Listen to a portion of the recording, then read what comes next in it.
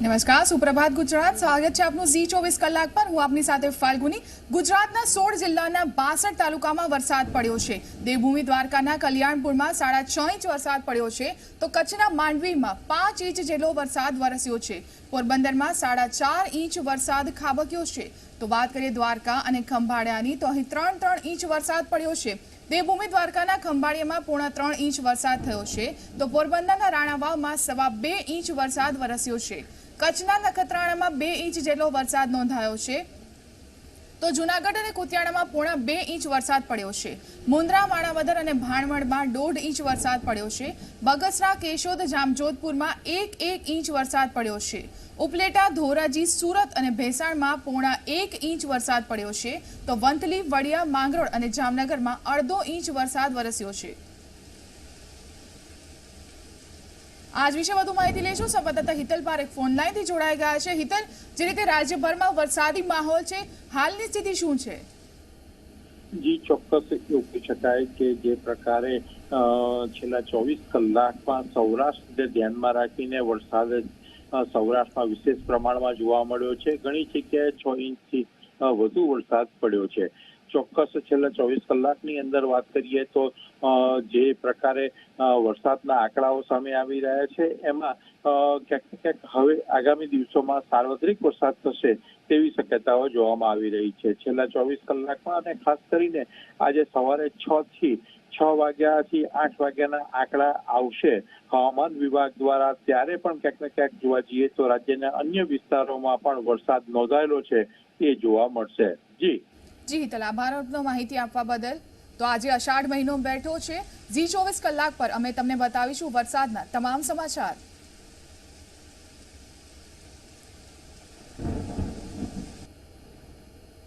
તો દિલ્હીના પણ અનેક વિસ્તારોમાં વહેલી સવારથી વરસાદ પડ્યો. હવામાન વિભાગની આગાહી પ્રમાણે દિલ્હીમાં વરસાદી માહોલ જોવા મળી રહ્યો છે.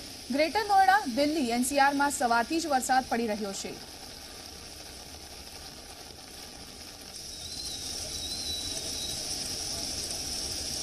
તો હવામાન વિભાગે જે આગાહી કરી હતી તેના પ્રમાણે દિલ્હીમાં વરસાદ પડી રહ્યો છે. દિલ્હીના અનેક વિસ્તારમાં વહેલી સવારથી જ વરસાદ પડી રહ્યો છે. આજથી અષાઢ મહિનો પણ બેસી ગયો છે. હવામાન વિભાગની આગાહી પ્રમાણે દિલ્હીમાં હાલ વરસાદી માહોલ જોવા મળી રહ્યો છે. દિલ્હીના અલગ અલગ વિસ્તારો કહી શકાય. ગ્રેટર નોઈડા અને દિલ્હી એનસીઆરમાં પણ સવારથી જ વરસાદી માહોલ જોવા મળી રહ્યો છે. આપ દ્રશ્યોમાં જોઈ શકો છો, વરસાદ પડી રહ્યો છે. મધ્યમ વરસાદ હાલ દિલ્હીમાં પડી રહ્યો છે. જોકે વરસાદના કારણે પાણી પણ ભરાઈ ગયું હોવાના દ્રશ્યો સામે આવ્યા. લોકોની મુશ્કેલીમાં પણ વધારો થયો. દિલ્હીમાં હાલ મધ્યમ વરસાદ પડી રહ્યો છે. હવામાન વિભાગે આગાહી કરી હતી કે દિલ્હી સહિત જે ઉત્તર ભારત છે તેમાં વરસાદ પડી શકે છે. તો હાલ ગ્રેટર નોઈડા, દિલ્હી એનસીઆરમાં સવારથી જ વરસાદ પડી રહ્યો છે. વરસાદના દ્રશ્યો આપ આપણી ટીવી સ્ક્રીન પર જોઈ રહ્યા છો. દિલ્હીમાં, રાજધાની દિલ્હીમાં વહેલી સવારથી જ મધ્યમ વરસાદ જોવા મળી રહ્યો છે. ગ્રેટર નોઈડા, દિલ્હી એનસીઆરમાં સવારથી જ વરસાદ પડી રહ્યો છે.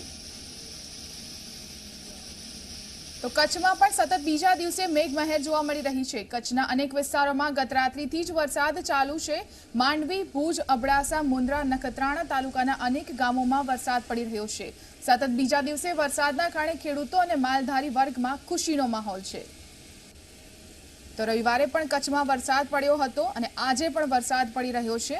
આજ વિશે વધુ માહિતી લઈશું. સંવાદદાતા રાજેન્દ્ર ફોન લાઈનથી જોડાઈ ગયા છે. રાજેન્દ્ર, હાલ કચ્છમાં કેવો માહોલ છે? કેટલો વરસાદ પડી રહ્યો છે? જી ફાલ્ગુની, વાત કરીએ તો માંડવી અને ભુજમાં રાત્રે 1 ઇંચ જેટલો વરસાદ વરસી ચુક્યો છે. કચ્છમાં આજે સતત બીજા દિવસે પણ મેઘમહેર થઈ રહ્યો એવું લાગી રહ્યું છે. કચ્છમાં અનેક વિસ્તારોમાં ગત રાત્રિએ જ વરસાદ ચાલુ રહ્યો હતો. સતત બીજા દિવસે વરસાદના કારણે ખેડૂતો અને માલધારી વર્ગમાં પણ ખુશીનો માહોલ છે. માંડવીમાં 178 mm વરસાદ થયા બાદ રાત્રે 30 mm વરસાદ થતા આમ કુલ કચ્છમાં વધારેમાં વધારે માંડવીમાં વરસાદ 208 મિલીમીટર જેટલો વરસાદ થયેલો છે. જી રાજેન્દ્ર, આભાર આપનો માહિતી આપવા બદલ. તો કચ્છમાં પણ વરસાદી માહોલ છે.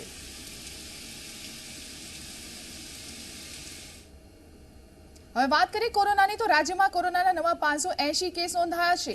રાજ્યમાં 24 કલાકની વાત કરીએ તો 655 દર્દીઓ સાજા થયા છે. 24 કલાકના આંકડાઓ અમે તમને જણાવી રહ્યા છીએ. 24 કલાકમાં કોરોનાથી 25 દર્દીઓના મૃત્યુ થઈ ગયા છે. રાજ્યમાં કોરોનાના કુલ કેસની વાત કરીએ તો આ આંકડો 27,317 પર પહોંચી ગયો છે, તો અમદાવાદમાં 24 કલાકમાં નવા 273 કેસ સામે આવ્યા છે, સુરતમાં 176, વડોદરામાં 41, તો ગાંધીનગરમાં 15 કેસ સામે આવ્યા છે, ભરૂચમાં 10 કેસ, અરવલ્લીમાં 9 કેસ, ભાવનગરમાં 8 કેસ, જામનગરમાં 8 કેસ, વલસાડમાં 5 કેસ, તો રાજકોટમાં 4 નવા કેસ સામે આવ્યા છે। વાત કરીએ આણંદની તો અહીં પણ 4 કેસ સામે આવ્યા છે, જ્યારે પંચમહાલ અને પાટણમાં પણ 4 કેસ સામે આવ્યા છે। અમરેલીમાં પણ કોરોનાના નવા 4 કેસ સામે આવ્યા છે, તો બનાસકાંઠામાં 3 કેસ સામે આવ્યા છે, સાબરકાંઠામાં 3 કેસ, મહેસાણા અને જૂનાગઢમાં 2 નવા કેસ સામે આવ્યા છે, તો ખેડા અને બોટાદમાં પણ કોરોનાના નવા 1 કેસ નોંધાયા છે। દાહોદ અને સુરેન્દ્રનગર, દ્વારકામાં 1 કેસ નોંધાયા છે। આમ કરીએ તો રાજ્યમાં કોરોનાના કુલ કેસનો આંકડો 27,317 પર પહોંચી ગયો છે।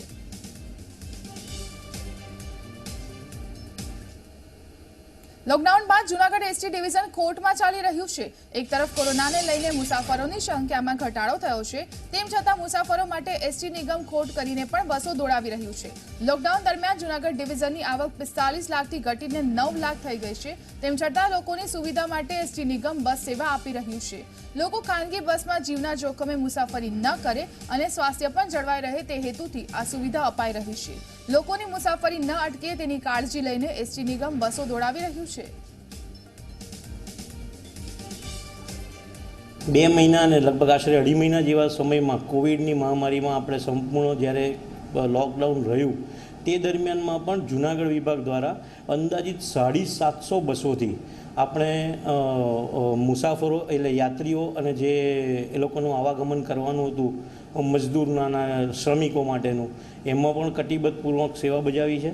અને અત્યારે અનલોક 1માં 217 શિડ્યુલનું સંચાલન કરી દૈનિક 74,000 કિલોમીટર અને 885-83 જેટલી ટ્રીપોનું સંચાલન દૈનિક કરે છે 9 ડેપો પૈકી। એટલે હાલ કુલ આવક 8 થી 9 લાખ જેવી છે। ખાલી આવકના સંદર્ભ માટેની વાત નથી, પણ જો સાદું કમ્પેરિઝન કરીએ તો એ 45 લાખથી ઘટી સંચાલનને અનુરૂપ 30% અનુસાર 9 લાખની આસપાસ છે। અને હવે વાત ભગવાન જગન્નાથની રથયાત્રાની।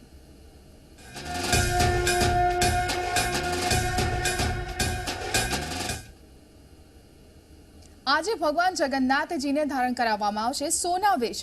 સવારે 8 વાગે ભગવાનના સોના વેશના દર્શન થશે।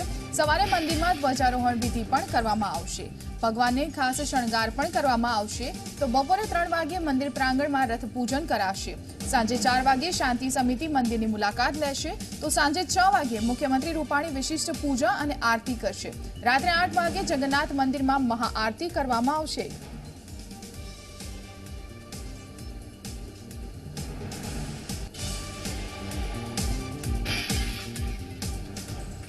તો અમદાવાદમાં ભગવાન જગન્નાથની 143મી રથયાત્રામાં તમામ પ્રક્રિયા, મંગળા આરતી, પહિંદ વિધિ તમામ દર વર્ષે જેમ જ વિધિપૂર્વક કરવામાં આવશે, પરંતુ આ વર્ષે ભગવાન નગરચર્યા પર નહીં નીકળે।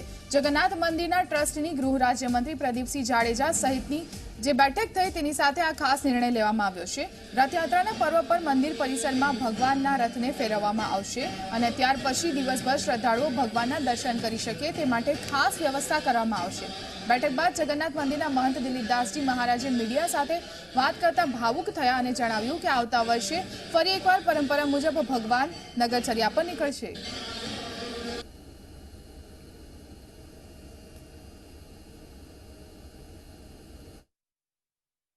આ 143મી ભગવાન જગન્નાથજીની રથયાત્રા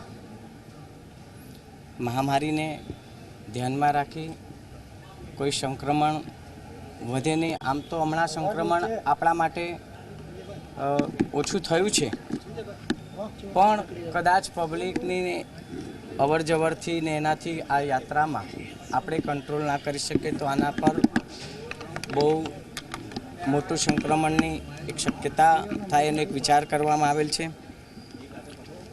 લોકોનું સ્વાસ્થ્ય સારું રહે અને ભગવાનના ખૂબ આશીર્વાદ મળી રહે એને ધ્યાનમાં રાખીને ભગવાન જગન્નાથજીની આ 143મી રથયાત્રા જેમ વિધાન પ્રમાણે મંગળા આરતી થશે, ભગવાનને મહાભોગ ધરાવવામાં આવશે, ત્યારબાદ પહિંદ વિધિ કરવામાં આવશે। ભગવાનની જે યાત્રા રથ છે એ મંદિર પરિસરમાં ફેરવીને મંદિર પરિસરમાં મૂકવામાં આવશે અને દર્શનાર્થીઓ માટે મંદિર પરિસરમાં લોકો અહીંયા આખો દિવસ દર્શન કરી શકે એવી વ્યવસ્થા કરવા માટેની અમે કાર્યરથમાં ગોઠવણ કરેલ છે. તો અમદાવાદમાં ભગવાન જગન્નાથજીની નેત્રોત્સવ વિધિનું પણ આયોજન થયું. શાસ્ત્રોક્ત વિધિ અને મંત્રોચ્ચાર સાથે આ વિધિનું આયોજન થયું. મામાના ઘરેથી ભગવાન જગન્નાથ નિજ મંદિરે આવી ગયા છે. મામાના ઘરેથી જાંબુ આરોગવાથી ભગવાનને આંખો આવે છે. અષાઢી બીજના દિવસે ભગવાનની આંખોના પાટા ખોલી નાખવામાં આવશે. જગન્નાથ મંદિરને હાલ રોશનીથી શણગારવામાં પણ આવ્યું છે.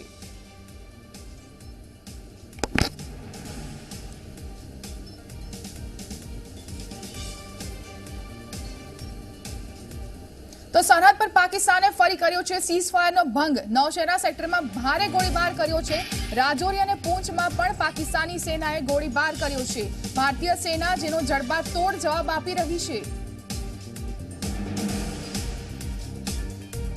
તો ફરી એકવાર પાકિસ્તાની નાપાક હરકત સામે આવી છે. રાજૌરી અને પૂંચમાં પાકિસ્તાને ગોળીબાર કર્યો છે. આ વર્ષમાં અનેક જે પાકિસ્તાની તેમને ઠાર મારવામાં આવ્યા છે. ભારતીય સેના તેનો જડબાતોડ જવાબ પણ આપી રહી છે. પાકિસ્તાને સરહદ પર ફરી એકવાર સીઝફાયરનો ભંગ કર્યો છે. યુદ્ધ વિરામનો ફરી એકવાર ભંગ કરવામાં આવ્યો છે પાકિસ્તાન દ્વારા. જમ્મુ કાશ્મીરના નૌશેરા સેક્ટરમાં ભારે ગોળીબાર કરવામાં આવી રહ્યો છે. ખાસ કરીને રાજૌરી અને પૂંચમાં પાકિસ્તાનનો ગોળીબાર ચાલી રહ્યો છે. જોકે ભારતીય સેના પણ તેનો જડબાતોડ જવાબ આપી રહી છે.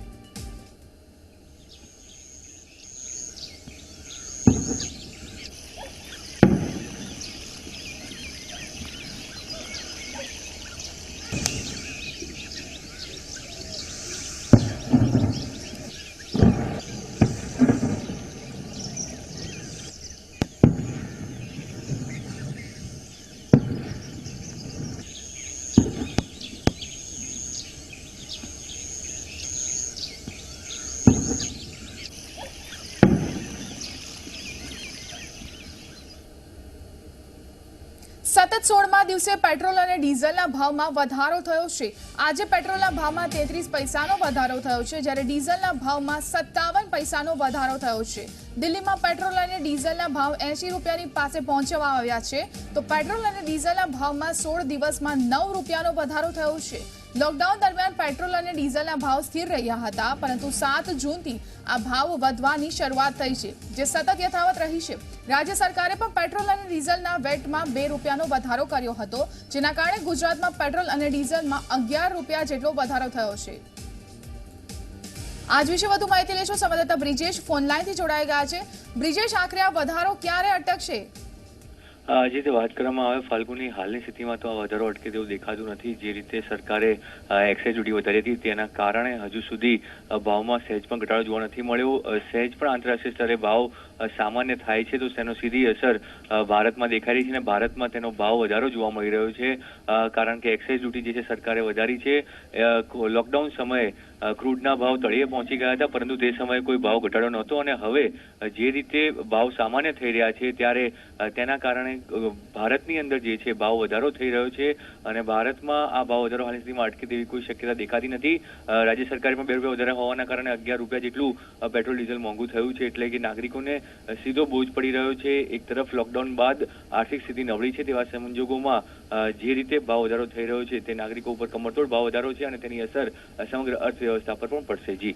જી બ્રિજેશ, આભાર આપનો માહિતી આપવા બદલ. તો પેટ્રોલ અને ડીઝલના ભાવ સતત વધી રહ્યા છે.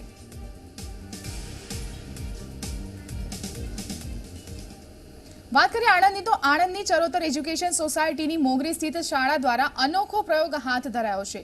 કોરોનાને લઈને મહામારીમાં વાલીઓને સૌથી વધુ ચિંતા પોતાના સંતાનોના અભ્યાસની હતી. સોશિયલ ડિસ્ટન્સિંગ વગર શિક્ષણ શક્ય નથી અને ઓનલાઈન પણ ઘણી મુશ્કેલીઓ થઈ રહી છે.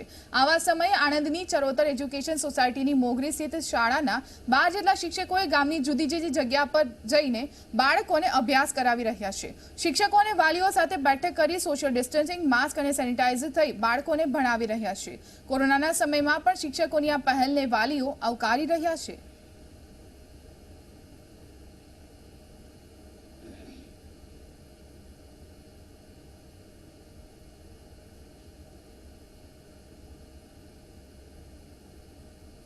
મને વાલીઓએ વિનંતી કરતા મને વિચાર આવ્યો કે મારે કંઈક આવું કરવું જોઈએ. એટલા માટે મેં એક નવતર પ્રયોગ વિચાર્યો કે મારા શિક્ષકો ઘરે ઘરે જઈ અને આજુબાજુ રહેતા વિદ્યાર્થીઓને 5 કે 7 વિદ્યાર્થીઓ 8 જેટલા વધારે નહીં, કારણ કે સોશિયલ ડિસ્ટન્સ પણ જળવાય. એટલા માટે ઘરે ઘરે જઈને ભણાવે તો વિદ્યાર્થીઓને શિક્ષણ ન બગડે. અને આ પ્રયોગથી વિદ્યાર્થીઓ પણ એટલા બધા ખુશ છે અને એટલા બધા અભિનંદન આપે છે કે એની કોઈ વાત ન પૂછવાની. એટલે મારો મૂળ ધ્યેય એ છે કે વિદ્યાર્થીઓનું શિક્ષણ ન બગડે. જ્યારે આવું મહામારીના લીધે લોકડાઉન ચાલુ થયું છે તો વિદ્યાર્થીઓ શાળામાં પણ આવી નથી શકતા, પણ અમારા સરે મિટિંગ ભરી અને અમને એવું કીધું કે આપણે નવો અભિગમ ચાલુ કરીએ છીએ કે બાળકોને આપણે ઘરે ઘરે જઈને ભણાવીએ. તો પહેલાં તો અમે થોડા કન્ફ્યુઝ થયા હતા, પણ પછી થયું કે રિસ્પોન્સ સારો મળશે કે નહીં. પણ સરે કીધું આપણે નવો અભિગમ છે એટલે ચાલુ તો કરીએ તો સારું જ થશે બધું, છોકરાઓના હિતમાં વિચારીને. તો અમે 2 દિવસથી જઈએ છીએ ભણાવવા માટે, તેમાં બાળકોનો રિસ્પોન્સ બહુ સરસ મળ્યો છે અમને. સોમવારથી નક્કી કરવા આવ્યા અને વતી મંગળવારથી અમારા કે કઈ બેસીએ, મેં તમે કહો મારા ઘરમાં બેસજો તમે અને છોકરાને ભણાવજો. તો પછી સારું ભણાવે. ફરી મારા છોકરા નહોતા બેસતા તોય બેસે છે, આખો દાડો ટીવી જોયા કરે વેકેશનને. તો ફરી એ ભણાવે તો સારું ભણાવે.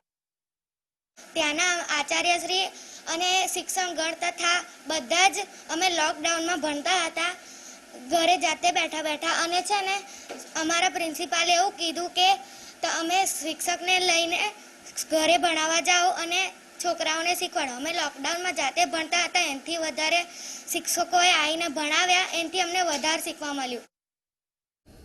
તો મોરબીના સિરામિક ઉદ્યોગો હાલમાં ધમધમવા લાગ્યા છે, ત્યારે સિરામિક ઉદ્યોગો સહિતના ઉદ્યોગોને શ્રમિકો વગર ચલાવવા શક્ય નથી. આવા સમયે છેલ્લા 1 મહિના કરતાં વધારે સમયથી વતનમાં ગયેલા શ્રમિકોને હાલમાં મોરબીમાં રોજગાર માટે આવવું છે, પરંતુ ત્યાંનું તંત્ર સહકાર આપતું ન હોવાથી શ્રમિકો રોજગારી માટે નથી આવી શકતા.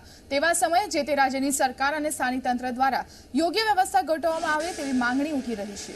સિરામિક સહિતના ઉદ્યોગમાં ખૂબ જ સારી રોજગારી મળતી હોવાથી દેશના બિહાર, ઓરિસ્સા, યુપી, એમપી, રાજસ્થાન સહિતના રાજ્યોમાંથી શ્રમિકો તેમના પરિવાર સાથે રોજગારી મેળવવા આવતા હોય છે. હાલ કેટલાક કારખાનામાં મજૂરોનો અભાવ હોવાથી કે પછી અપૂરતા મજૂરો હોવાથી ઉદ્યોગકારોને કારખાના ચલાવવામાં મુશ્કેલીનો સામનો કરવો પડે છે. ત્યારે ઉદ્યોગોને ફરી ધમધમતા કરવા માટે પરપ્રાંતીય મજૂરોને પાછા લાવવા જરૂરી છે.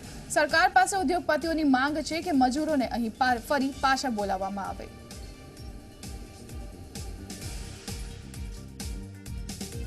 જે રીતે ગુજરાત સરકારે જે રીતે મજૂરોને સ્પેશિયલ, ભારત સરકારે શ્રમિકોને સ્પેશિયલ ટ્રેન આપી હતી મજૂરોને વતન જવા માટે, એ જ રીતે જો પાછું જે તે જગ્યાના મજૂરો માટેના તંત્ર વ્યવસ્થા કરે અને સરકાર એમાં સહયોગી બને તો ફરી પાછા ઉદ્યોગોને મોરબી, જેમ કે મોરબીની વાત કરીએ તો મોરબીમાં પાછા ઉદ્યોગો શરૂઆત કરવા જઈ રહ્યા છે બધા, ત્યારે શ્રમિકો વગર ઉદ્યોગો શરૂ થઈ નહીં શકે. એટલે શ્રમિકો પરત આવે એના માટેની સરકાર, જે તે રાજ્ય સરકાર અને તંત્ર વ્યવસ્થા કરે.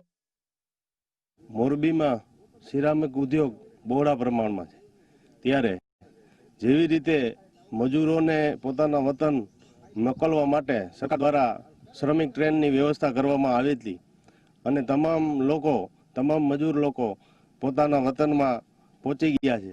હવે જ્યારે ફેક્ટરી શરૂ કરવાની શરૂઆત થઈ રહી છે ત્યારે સરકારશ્રીએ મજૂરોને પરત લાવવા માટે, એટલે કે ફેક્ટરીએ પહોંચાડવા માટે એવી જ રીતે શ્રમિક ટ્રેનની શરૂઆત કરવાની જરૂરિયાત હોય એવું સમગ્ર મોરબી સિરામિક ઉદ્યોગ તરફથી અમારી સરકારશ્રીને વિનંતી છે. આમ જોઈએ તો હાલમાં તો એવા મોટા કોઈ પ્રશ્નો નથી. થોડા ઘણા ગણીએ તો બધા આજે ફેક્ટરી પણ પૂરી ચાલુ નથી. જ્યારે સંપૂર્ણ ફેક્ટરી ચાલુ થાય પછી આપણને 2 વસ્તુનું એક આપણને ખબર પડે કે એક તો લેબરનું પ્રશ્ન, ધીમે ધીમે લેબર પાછા આવશે એટલે થોડી એમાં વાર લાગશે. બીજું માર્કેટનું જોવાનું છે કે આવતા દિવસોમાં અત્યારે મેટ્રો સિટી, બધાય મોટા સિટી છે જ્યાં મોટી ખપત હોય છે, અહીંયા અત્યારે લોકડાઉનના કારણે બંધ છે અને આપણે અહીંયા બીજે બધે વ્યવસ્થિત થઈ ગયું છે એટલે ડોમેસ્ટિકમાં માલ પણ ઘણો બધો જઈ રહ્યો છે અને એક્સપોર્ટમાં પણ અત્યારે જોઈએ તો ચાઇનાથી માલ લોકો બીજા દેશો હવે મગાવવાનું ઓછો રસ ધરાવે છે. એ સમયમાં આપણને ભારતને ઘણો બધો એમાં ચાન્સ છે. તો રાજકોટના જેતપુરમાં હાલ સાડીના કારખાના સંપૂર્ણ શરૂ થઈ ગયા છે, પરંતુ મજૂરોની કમીના કારણે ઉત્પાદન પર તેની માઠી અસર થઈ રહી છે. સતત 2 મહિના બંધ રહેલા કારખાનાઓને મોટું નુકસાન વેઠવાનો વારો આવ્યો છે. હાલ સરકારની ગાઈડલાઈન મુજબ તમામ કારખાનાઓ ધમધમી રહ્યા છે, પરંતુ સાડીના કારખાનામાં કામ કરતા પરપ્રાંતીય મજૂરો પોતાના વતને જતા રહેતા ઉત્પાદન ક્ષમતા 30 થી 40% જેટલી જ કામ કરી રહી છે. શ્રમિકોની અછતના કારણે ઉત્પાદન ઓછું થાય છે અને તેના કારણે ઉદ્યોગ માલિકને હાલ પણ નુકસાન સહન કરવું પડી રહ્યું છે. માટે સાડીના કારખાનાના માલિક સરકાર પાસે માંગણી કરી રહ્યા છે કે પરપ્રાંતીય મજૂરોને ફરીથી અહીં આવવાની મંજૂરી આપવામાં આવે તો જ ઉદ્યોગ પહેલાની જેમ ફરી શરૂ થાય અને કારખાના વ્યવસ્થિત રીતે ચાલી શકે. ખરેખર ખૂબ ગંભીર પરિસ્થિતિ છે જેતપુરની અત્યારે, કારણ કે અહીંયાથી 80% કારીગર જતા રહ્યા છે અને આ જેતપુરની અંદર પરપ્રાંતીય કારીગર ઉપર જ કામ હતું. તો એ બધા યુપી, બિહાર, ઓડિશાના કારીગર તમામ અહીંથી વયા ગયા છે અને સરકારે જ ત્યારે કીધેલું હતું, સગવડતા કરીને મોકલ્યા છે, અમે જ મોકલ્યા છે.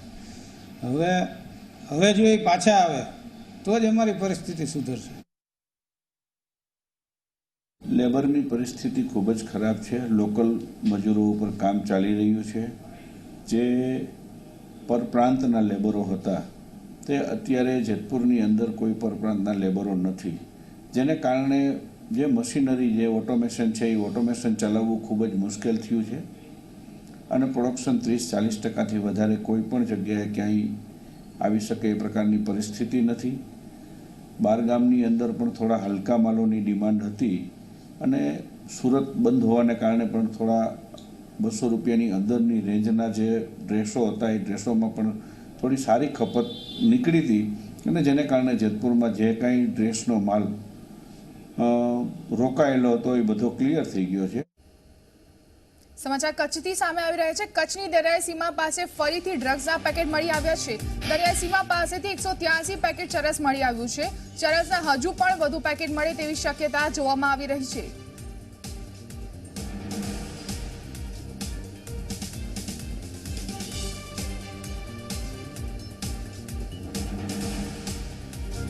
લગભગ 183 જેટલા પેકેટ ડ્રગ્સના પેકેટ 183 પોલીસને મળ્યા છે. પ્રાથમિક દ્રષ્ટિએ આ પેકેટ ચરસના છે એવું લાગે છે. એફએસએલની ટીમ જગ્યા ઉપર પહોંચી ગઈ છે અને વધુ પરીક્ષણ ચાલુ છે. વાત વડોદરાની, તો વડોદરાના સેવાસી ગામનો પાલિકામાં સમાવતા રોષ છે. પાલિકાને સરકાર સામે સૂત્રોચ્ચાર પણ કરવામાં આવ્યા. કોર્ટમાં કેસ ચાલુ હોવા છતાં પાલિકામાં સમાવેશ અંગે સવાલો ઉઠી રહ્યા છે. સેવાસી સહિત 7 ગામનો પાલિકામાં સમાવેશ કરવામાં આવ્યો છે, જેનો હાલ વિરોધ થઈ રહ્યો છે.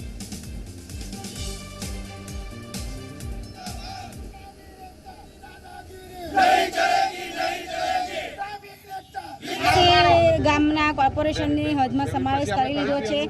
બીજા 6 ગામને પણ સમાવેશ કરી લીધો છે અને અણધાર્યા એકાંતમાં અમને રાતોરાત જણાવવામાં આવ્યું છે કે 7 ગામને કોર્પોરેશનમાં સમાવેશ થઈ ગયો છે. અમને તો ખબર જ નથી, પરંતુ અમારા 7 ગામનો તો વિરોધ જ છે અને અમારું 7 ગામની હાઈકોર્ટમાં પિટિશન દાખલ કરેલી છે. 24 તારીખે સુનાવણી છે, પરંતુ તેઓએ હાઈકોર્ટનું પણ સુનવામાં આવ્યું નહીં અને હાઈકોર્ટનો પણ અનાદર કર્યો છે અને હાઈકોર્ટને પણ નીચામાં નીચી ગણીને તેઓ સુનાવણી કરી દીધી છે. કોર્પોરેશને જણાવ્યું છે કે સેવાસી ગામની વસ્તી 20,000 છે, પરંતુ અમારા ગામની વસ્તી તો 8,500 છે. જ્યારે કોરોના કરીને ગામો બંધ થઈ ગયા ત્યારે અમારો સેવાસી ગામ ખેતી પ્રધાન દેશ છે, તેઓને અનાજ અને શાકભાજી પૂરતું પણ મળી રહ્યું છે. જ્યારે અમારે કોર્પોરેશનનો વિરોધ છે ને વિરોધ જ છે.